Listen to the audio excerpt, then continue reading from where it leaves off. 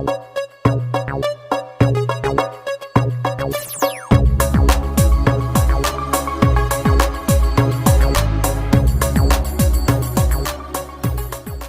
श्री अकाल जी सारिਆਂ ਨੂੰ। ਤੁਸੀਂ ਵੇਖ ਰਹੇ ਹੋ GS ਘੜਿਆਣਾ ਤੇ ਅੱਜ ਦੀ ਵੀਡੀਓ ਵਿੱਚ ਆਪਾਂ ਗੱਲ ਕਰਦੇ ਹਾਂ ਬਲੈਕ ਹੋਲ ਟ੍ਰੈਜਡੀ ਬਾਰੇ। ਬਲੈਕ ਹੋਲ ਟ੍ਰੈਜਡੀ ਕੀ ਸੀ ਆਓ ਤੁਹਾਨੂੰ ਇਸ ਵੀਡੀਓ ਵਿੱਚ ਦੱਸਦੇ ਹਾਂ। ਕਿਹਾ ਜਾਂਦਾ ਕਿ ਇੱਕ ਮੁਸਲਿਮ ਸ਼ਾਸਕ ਨੇ ਬੰਗਾਲ ਦੇ ਵਿੱਚ 100 ਤੋਂ ਵੱਧ ਅੰਗਰੇਜ਼ਾਂ ਨੂੰ ਸਾਹ ਘੁੱਟ ਕੇ ਮਾਰ ਦਿੱਤਾ ਸੀ ਤੇ ਉਹ ਵੀ ਬੰਗਾਲ ਵਿੱਚ ਅੰਗਰੇਜ਼ਾਂ ਵੱਲੋਂ ਬਣਾਏ ਗਏ ਫੋਰਟ ਵਿਲੀਅਮ ਨਾਂ ਦੇ ਕਿਲੇ ਵਿੱਚ। ਇਤਿਹਾਸ ਵਿੱਚ ਇਸ ਨੂੰ ਬਲੈਕ ਹੋਲ ਟ੍ਰੈਜਡੀ ਦਾ ਨਾਂ ਦਿੱਤਾ ਗਿਆ ਤੇ ਇਹੀ ਬਾਅਦ ਵਿੱਚ ਪਲਾਸੀ ਦੀ ਲੜਾਈ ਦਾ ਮੁੱਖ ਕਾਰਨ ਬਣਿਆ। ਕੀ ਸੀ ਬਲੈਕ ਹੋਲ ਟ੍ਰੈਜਡੀ ਆਓ ਤੁਹਾਨੂੰ ਵਿਸਤਾਰ ਨਾਲ ਦੱਸਦੇ ਹਾਂ। ਵੀਡੀਓ ਨੂੰ ਲਾਸਟ ਤੱਕ ਜ਼ਰੂਰ ਵੇਖਿਓ। 17ਵੀਂ ਸਦੀ ਵਿੱਚ ਭਾਰਤ ਵਿੱਚ ਅੰਗਰੇਜ਼ ਆ ਚੁੱਕੇ ਸੀ। 1707 ਨੂੰ ਔਰੰਗਜ਼ੇਬ ਦੀ ਮੌਤ ਤੋਂ ਬਾਅਦ ਮੁਗਲ ਸਾਮਰਾਜ ਤੇਜ਼ੀ ਨਾਲ ਖਤਮ ਹੋਣ ਲੱਗਿਆ। ਬੰਗਾਲ ਉਸ ਵੇਲੇ ਮੁਗਲ ਸਾਮਰਾਜ ਦਾ ਹਿੱਸਾ ਹੁੰਦੇ ਹੋਏ ਵੀ ਇੱਕ ਆਜ਼ਾਦ ਸੂਬਾ ਸੀ। ਇਸ ਕਰਕੇ ਅੰਗਰੇਜ਼ ਤੇ ਹੋਰ ਯੂਰਪੀਅਨ ਦੇਸ਼ ਬੰਗਾਲ ਤੇ ਆਪਣਾ ਕਬਜ਼ਾ ਕਰਨਾ ਚਾਹੁੰਦੇ ਸੀ ਕਿਉਂਕਿ ਬੰਗਾਲ ਇੱਕ ਇਕਨੋਮਿਕ ਪਾਵਰ ਹਾਊਸ ਸੀ। ਅੰਗਰੇਜ਼ਾਂ ਨੇ ਆਪਣਾ ਰਾਜ ਸੁਰੱਖਿਅਤ ਰੱਖਣ ਲਈ ਬੰਗਾਲ ਵਿੱਚ ਥਾਂ-ਥਾਂ ਤੇ ਕਿਲੇ ਤੇ ਹੋਰ ਮਿਲਟਰੀ ਡਿਫੈਂਸ ਸਿਸਟਮ ਬਣਾਉਣੇ ਸ਼ੁਰੂ ਕਰ ਦਿੱਤੇ। ਇਨ੍ਹਾਂ ਵਿੱਚੋਂ ਹੀ ਇੱਕ ਸੀ ਫੋਰਟ ਵਿਲੀਅਮ ਜਿਹੜਾ ਕਿ 1690 ਵਿੱਚ ਬਣ ਕੇ ਤਿਆਰ ਹੋ ਗਿਆ। ਫੋਰਟ ਵਿਲੀਅਮ ਹੁਗਲੀ ਨਦੀ ਦੇ ਕਿਨਾਰੇ ਤੇ ਬਣਿਆ ਹੋਇਆ ਇੱਕ ਕਿਲਾ ਸੀ। ਇਸ ਦਾ ਨਾਂ ਇੰਗਲੈਂਡ ਦੇ ਰਾਜੇ ਵਿਲੀਅਮ ਤੀਜੇ ਦੇ ਨਾਂ ਤੇ ਰੱਖਿਆ ਗਿਆ। ਜਿਵੇਂ ਜਿਵੇਂ ਅੰਗਰੇਜ਼ ਬੰਗਾਲ ਵਿੱਚ ਆਪਣੇ ਪੈਰ ਜਮਾਉਣ ਲੱਗੇ ਉਹਨਾਂ ਦੀ ਨੀਅਤ ਵਿੱਚ ਬਦਲਾਅ ਆਉਣ ਲੱਗਿਆ ਕਿਉਂਕਿ ਬੰਗਾਲ ਉਸ ਵੇਲੇ ਭਾਰਤ ਦਾ ਸਭ ਤੋਂ ਅਮੀਰ ਸੂਬਾ ਸੀ।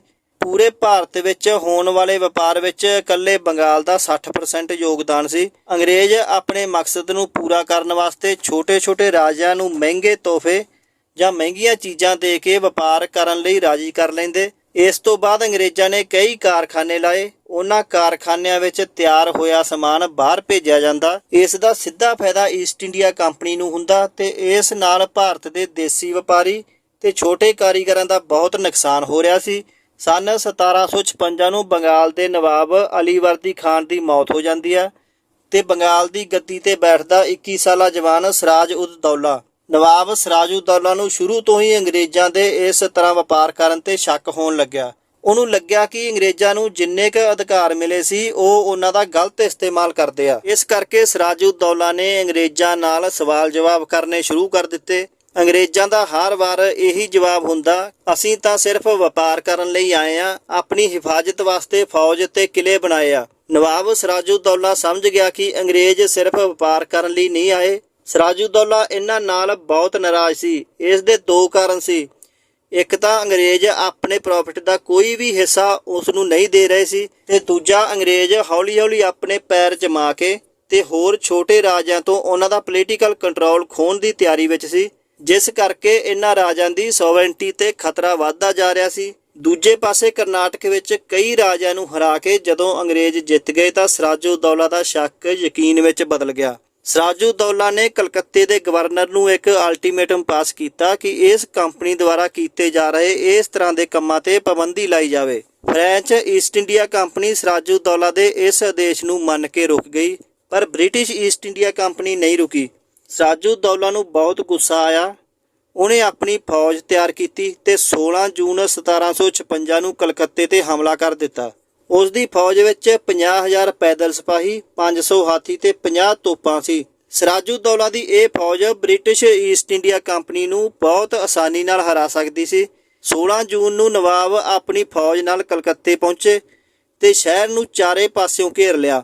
ਜਦੋਂ ਅੰਗਰੇਜ਼ਾਂ ਨੂੰ ਲੱਗਿਆ ਕਿ ਅਸੀਂ ਜਿੱਤ ਨਹੀਂ ਸਕਦੇ ਤਾਂ ਗਵਰਨਰ ਜੌਨ ਡੈਰਕ ਆਪਣੇ ਕਮਾਂਡਰ ਕੌਂਸਲ ਦੇ ਸਾਰੇ ਲੋਕ ਤੇ ਆਪਣੀ ਘਰਵਾਲੀ ਤੇ ਬੱਚਿਆਂ ਨਾਲ ਹੁਗਲੀ ਨਦੀ ਤੇ ਖੜੀ ਇੱਕ ਕਿਸ਼ਤੀ ਵਿੱਚ ਬੈਠ ਕੇ ਨਿਕਲ ਗਏ। ਗਵਰਨਰ ਨੇ ਜੌਨ ਹੌਲਵੈਲ ਦੀ ਅਗਵਾਈ ਵਿੱਚ ਆਪਣੇ 170 ਬ੍ਰਿਟਿਸ਼ ਸਿਪਾਹੀਆਂ ਨੂੰ ਕਿਲੇ ਦੀ ਰਾਖੀ ਵਾਸਤੇ ਉੱਥੇ ਹੀ ਛੱਡ ਦਿੱਤਾ। 20 ਜੂਨ 1756 ਨੂੰ ਸਿਰਾਜ ਉਦ ਦੌਲਾ ਦੀ ਫੌਜ ਨੇ ਫੋਰਟ ਵਿਲੀਅਮ ਦੀ ਕੰਧ ਨੂੰ ਤੋੜ ਕੇ ਕਿਲੇ ਦੇ ਅੰਦਰ ਹਮਲਾ ਕਰ ਦਿੱਤਾ ਤੇ ਅੰਗਰੇਜ਼ ਸਿਪਾਹੀਆਂ ਨੇ ਸਿਰਾਜ ਉਦ ਦੌਲਾ ਦੀ ਫੌਜ ਅੱਗੇ ਆਤਮ ਸਮਰਪਣ ਕਰ ਦਿੱਤਾ। ਸਿਰਾਜ ਉਦ ਦੌਲਾ ਨੇ ਫੋਰਟ ਵਿਲੀਅਮ ਦੇ ਵਿਚਾਲੇ ਆਪਣਾ ਦਰਬਾਰ ਲਾਇਆ ਤੇ ਦੋ ਹੁਕਮ ਜਾਰੀ ਕੀਤੇ। ਇੱਕ ਤਾਂ ਕਲਕੱਤੇ ਦਾ ਨਾਂ ਬਦਲ ਕੇ ਅਲੀਨਗਰ ਰੱਖਿਆ ਜਾਵੇਗਾ ਤੇ ਦੂਜਾ ਰਾਜਾ ਮਨਕਚੰਦ ਨੂੰ ਕਿਲੇ ਦੀ ਜ਼ਿੰਮੇਵਾਰੀ ਦਿੱਤੀ ਗਈ। ਜੌਨ ਹੌਲਵੈਲ ਨੇ ਆਪਣੇ ਇੱਕ ਆਰਟੀਕਲ ਵਿੱਚ ਲਿਖਿਆ ਕਿ ਉਸ ਦਿਨ ਉਹਨਾਂ ਦੇ ਹੱਥ ਬੰਨ੍ਹ ਕੇ ਨਵਾਬ ਦੇ ਸਾਹਮਣੇ ਪੇਸ਼ ਕੀਤਾ ਨਵਾਬ ਨੇ ਉਹਨਾਂ ਦੇ ਹੱਥ ਖੋਲਣ ਦਾ ਹੁਕਮ ਦਿੱਤਾ ਤੇ ਉਹਨਾਂ ਨਾਲ ਕਿਸੇ ਵੀ ਕਿਸਮ ਦੀ ਬਦਸਲੂਕੀ ਨਾ ਕੀਤੇ ਜਾਣ ਦਾ ਵਾਅਦਾ ਕੀਤਾ। ਉਸ ਤੋਂ ਬਾਅਦ ਨਵਾਬ ਉੱਥੋਂ ਉੱਠ ਕੇ ਇੱਕ ਅੰਗਰੇਜ਼ ਦੇ ਘਰ ਆਰਾਮ ਕਰਨ ਚਲੇ ਗਏ। ਨਵਾਬ ਦੇ ਜਾਣ ਤੋਂ ਬਾਅਦ ਉਸ ਦੇ ਸਿਪਾਹੀਆਂ ਨੇ ਅੰਗਰੇਜ਼ ਕੈਦੀਆਂ ਨਾਲ ਲੁੱਟ-ਖਸੁੱਟ ਕਰਨੀ ਸ਼ੁਰੂ ਕਰ ਦਿੱਤੀ, ਪਰ ਅਜੇ ਤੱਕ ਨਵਾਬ ਸਿਰਾਜੁੱਦੌਲਾ ਦੀ ਫੌਜ ਨੇ ਅੰਗਰੇਜ਼ ਕੈਦੀਆਂ ਨਾਲ ਕੁੱਟਮਾਰ ਨਹੀਂ ਸੀ ਕੀਤੀ। ਪਰ ਸ਼ਾਮ ਹੁੰਦੇ ਹੀ ਇੱਕ ਅੰਗਰੇਜ਼ ਕੈਦੀ ਨੇ ਸ਼ਰਾਬ ਦੇ ਨਸ਼ੇ ਵਿੱਚ ਨਵਾਬ ਦੇ ਇੱਕ ਸਿਪਾਹੀ ਨੂੰ ਆਪਣੇ ਪਿਸਤੌਲ ਨਾਲ ਗੋਲੀ ਮਾਰ ਕੇ ਮਾਰ ਦਿੱਤਾ। ਜਦੋਂ ਇਹ ਗੱਲ ਨਵਾਬ ਕੋਲ ਪਹੁੰਚੀ ਤਾਂ ਬਹੁਤ ਗੁੱਸੇ ਹੋਇਆ। ਇਸ ਤੋਂ ਬਾਅਦ ਨਵਾਬ ਸਿਰਾਜੁੱਦੌਲਾ ਦੇ ਸਲਾਹਕਾਰਾਂ ਨੇ ਸਲਾਹ ਦਿੱਤੀ ਕਿ ਇੰਨੇ ਅੰਗਰੇਜ਼ੀ ਕੈਦੀਆਂ ਨੂੰ ਰਾਤ ਭਰ ਖੁੱਲ੍ਹੇ ਵਿੱਚ ਰੱਖਣਾ ਖਤਰਨਾਕ ਹੋ ਸਕਦਾ। ਇਸ ਕਰਕੇ ਉਹਨਾਂ ਨੂੰ ਕੈਦੀਆਂ ਨੂੰ ਕੈਦ ਕਰਕੇ ਰੱਖਣ ਵਾਲੀ ਕੋਠੜੀ ਵਿੱਚ ਬੰਦ ਕਰ ਦੇਣਾ ਚਾਹੀਦਾ। ਇਹ ਕੋਠੜੀ ਫੋਰਟ ਵਿਲੀਅਮ ਦੇ ਬੇਸਮੈਂਟ ਵਿੱਚ ਬਣੀ ਹੋਈ ਸੀ। ਵੀਡੀਓ ਨੂੰ ਅੱਗੇ ਵੇਖਣ ਤੋਂ ਪਹਿਲਾਂ ਮੇਰੇ ਚੈਨਲ ਨੂੰ ਸਬਸਕ੍ਰਾਈਬ ਕਰ ਲਓ ਤੇ ਨਾਲ ਹੀ ਬੈਲ ਆਈਕਨ ਦੇ ਬਟਨ ਤੇ ਵੀ ਕਲਿੱਕ ਕਰ ਲਓ ਤਾਂ ਕਿ ਮੇਰੀ ਆਉਣ ਵਾਲੀ ਹਰ ਵੀਡੀਓ ਦਾ ਨੋਟੀਫਿਕੇਸ਼ਨ ਤੁਹਾਨੂੰ ਸਭ ਤੋਂ ਪਹਿਲਾਂ ਮਿਲਦਾ ਰਹੇ। ਨਵਾਬ ਨੇ ਬਿਨਾਂ ਕਿਸੇ ਚੀਜ਼ ਦਾ ਲਿਹਾਜ਼ ਕੀਤਿਆਂ 170 ਕੈਦੀਆਂ ਨੂੰ 18x14 ਦੀ ਕੋਠੜੀ ਵਿੱਚ ਬੰਦ ਕਰ ਦਿੱਤਾ। ਉਸ ਕੋਠੜੀ ਵਿੱਚ 2 ਖਿੜਕੀਆਂ ਸੀ। ਤੁਹਾਨੂੰ ਜਾਣ ਕੇ ਹੈਰਾਨੀ ਹੋਵੇਗੀ ਕਿ ਇਹ ਕੋਠੜੀ 3 ਜਾਂ 4 ਕੈਦੀਆਂ ਨੂੰ ਰੱਖਣ ਵਾਸਤੇ ਸੀ, ਪਰ ਉਸ ਰਾਤ 170 ਕੈਦੀਆਂ ਨੂੰ ਉਸ ਵਿੱਚ ਬੰਦ ਕਰ ਦਿੱਤਾ ਗਿਆ। ਜੂਨ ਮਹੀਨੇ ਦੀ ਉਹ ਰਾਤ ਸ਼ਾਇਦ ਸਾਲ ਦੀ ਸਭ ਤੋਂ ਗਰਮ ਰਾਤ ਸੀ। ਬਿਨਾਂ ਖਾਣਾ ਪਾਣੀ ਤੋਂ ਉਸ ਕੋਠੜੀ ਵਿੱਚ ਕੈਦੀਆਂ ਨੂੰ ਸ਼ਾਮ 7 ਵਜੇ ਤੋਂ ਲੈ ਕੇ ਸਵੇਰ 6 ਵਜੇ ਤੱਕ ਬੰਦ ਕਰਕੇ ਰੱਖਿਆ ਗਿਆ। ਤੁਸੀਂ ਅੰਦਾਜ਼ਾ ਲਾ ਕੇ ਵੇਖੋ ਕਿ ਉਸ ਰਾਤ ਉਸ ਕੋਠੜੀ ਵਿੱਚ ਹਾਲਾਤ ਕਿਹੋ ਜਿਹੇ ਹੋਣਗੇ। ਨਵਾਬ ਦੇ ਸਿਪਾਹੀ ਜਿਹੜੇ ਕਿ ਉੱਥੇ ਪਹਿਰਾ ਦੇ ਰਹੇ ਸੀ, ਕਿਸੇ ਵਿੱਚ ਵੀ ਹਿੰਮਤ ਨਹੀਂ ਸੀ ਕਿ ਸੌਂ ਰਹੇ ਨਵਾਬ ਨੂੰ ਉੱਥੋਂ ਦੇ ਹਾਲਾਤ ਦੱਸੇ ਜਾਣ। ਜਦੋਂ ਅਗਲੇ ਦਿਨ ਸਵੇਰੇ ਨਵਾਬ ਨੂੰ ਪਤਾ ਲੱਗਿਆ ਤਾਂ ਉਹਨੇ ਕੋਠੜੀ ਖੋਲਣ ਦਾ ਹੁਕਮ ਦਿੱਤਾ। ਦੱਸਿਆ ਜਾਂਦਾ ਕਿ ਜਦੋਂ ਕੋਠੜੀ ਦਾ ਦਰਵਾਜ਼ਾ ਖੋਲ੍ਹਿਆ ਗਿਆ ਤਾਂ 170 ਕੈਦੀਆਂ ਵਿੱਚੋਂ ਸਿਰਫ 23 ਕੈਦੀ ਹੀ ਬਹੁਤ ਬੁਰੀ ਹਾਲਤ ਵਿੱਚ ਜਿਉਂਦੇ ਕੱਢੇ ਗਏ। ਬਾਕੀ ਸਾਰੇ ਕੈਦੀਆਂ ਦੀ ਗਰਮੀ ਦੀ ਵਜ੍ਹਾ ਨਾਲ ਸਾਹ ਘੁੱਟਣ ਕਰਕੇ ਉੱਥੇ ਹੀ ਮੌਤ ਹੋ ਗਈ। ਜੌਨ ਹੌਲਵੈਲ ਵੀ ਬਚ ਕੇ ਆਏ 23 ਕੈਦੀਆਂ ਵਿੱਚੋਂ ਇੱਕ ਸੀ। ਮਰੇ ਹੋਏ ਕੈਦੀਆਂ ਨੂੰ ਬਾਹਰ ਕੱਢ ਕੇ ਫੋਰਟ ਵਿਲੀਅਮ ਦੇ ਨਾਲ ਹੀ ਬਿਨਾਂ ਕਿਸੇ ਰੀਤੀ ਰਿਵਾਜ ਦੇ ਸਾਰਿਆਂ ਨੂੰ ਇਕੱਠੇ ਦਫਨਾ ਦਿੱਤਾ ਗਿਆ। ਇਸ ਕੋਠੜੀ ਨੂੰ ਹੀ ਬਲੈਕ ਹੋਲ ਆਖਿਆ ਜਾਣ ਲੱਗਿਆ। ਦੋਸਤੋ, ਇੱਥੇ ਇੱਕ ਗੱਲ ਬੜੀ ਗੌਰ ਕਰਨ ਵਾਲੀ ਆ। ਇਸ ਪੂਰੇ ਘਟਨਾਕ੍ਰਮ ਨੂੰ ਹੌਲਵੈਲ ਦੁਆਰਾ ਜੋ ਲਿਖਿਆ ਗਿਆ, ਕਈ ਹਿਸਟੋਰੀਅਨ ਤਾਂ ਉਸ ਨੂੰ ਬਿਲਕੁਲ ਹੀ ਸੱਚ ਨਹੀਂ ਮੰਨਦੇ। ਕਈ ਹਿਸਟੋਰੀਅਨ ਤਾਂ ਇਹ ਵੀ ਦੱਸਦੇ ਆ ਕਿ ਕੈਦੀਆਂ ਦੀ ਗਿਣਤੀ ਬਹੁਤ ਘੱਟ ਸੀ ਤੇ ਜਿਨ੍ਹਾਂ ਨੂੰ ਮਰੇ ਹੋਏ ਦੱਸਿਆ ਗਿਆ ਉਹ ਤਾਂ ਬਹੁਤ ਹੀ ਥੋੜੇ ਸੀ। ਕਈ ਹਿਸਟੋਰੀਅਨ ਤਾਂ ਇੱਥੋਂ ਤੱਕ ਵੀ ਲਿਖਦੇ ਆ ਕਿ ਮਰੇ ਹੋਏ ਕੈਦੀ ਉਸ ਦਿਨ ਨਹੀਂ ਮਰੇ ਸੀ, ਬਲਕਿ ਉਹ ਇਸ ਘਟਨਾ ਤੋਂ ਅੱਗੇ ਪਿੱਛੇ ਹੋਈ ਲੜਾਈ ਵਿੱਚ ਮਾਰੇ ਗਏ।